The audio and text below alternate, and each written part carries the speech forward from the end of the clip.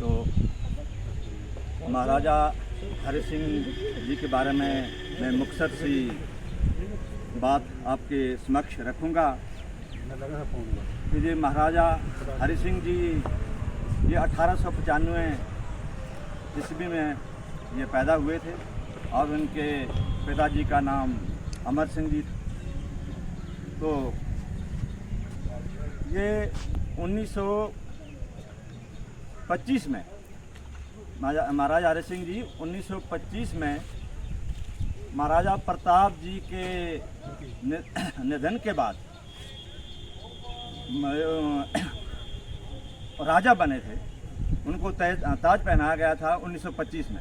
तो 1925 से लेकर उन्होंने 1947 तक शासन किया इस जम्मू कश्मीर डोगरा रियासत पर। तो जिसके दौरान कुछ उनकी उपलब्धियां हैं वो मुख्तसर सी बताऊंगा मैं। सबसे बड़ी उपलब्धि उनकी ये थी कि उन्होंने प्राइमरी एजुकेशन को, जिसको हम बुनियादी शिक्षा बोलते हैं, उसको कंपलसरी कर दिया।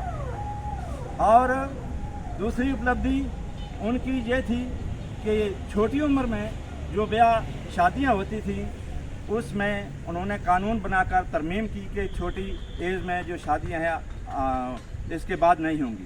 तो ये भी इनकी एक बहुत बड़ी उपलब्धि है जो आज हमें सिखाती है।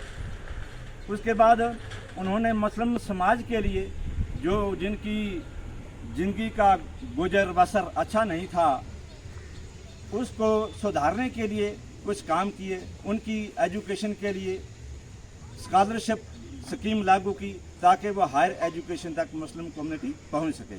ये उनकी खास उपलब्धियां रहीं अपने शासन के दौरान। तो इसके बाद 1947 में जब हिंदुस्तान आज़ाद हुआ तो उन्होंने पाकिस्तान और हिंदुस्तान के साथ एक नेगोशिएशन करके 73 डेज तक 73 दिन तक एज ए इंडिपेंडेंट शासन किया। उसके बाद जब ये कबायलियों ने हमारे जम्मू कश्मीर के ऊपर मौके का फ़ायदा उठाकर पाकिस्तान की सेना की मदद ली और उस मदद की वजह से जम्मू कश्मीर के ऊपर हमला कर दिया। तो जिसका मुकाबला हम डोगरों ने किया, सभी ने जम्मू कश्मीर के जो भी बाशिंदे थे उन्होंने उसका मुकाबला किया, लेकिन उनका मुकाबला करने के लिए हम असमर्थ थे क्योंकि उनके पास सपोर्ट थी पाकिस्तानी फ़ौज की, तो हमारे पास कोई फ़ौज नहीं थी।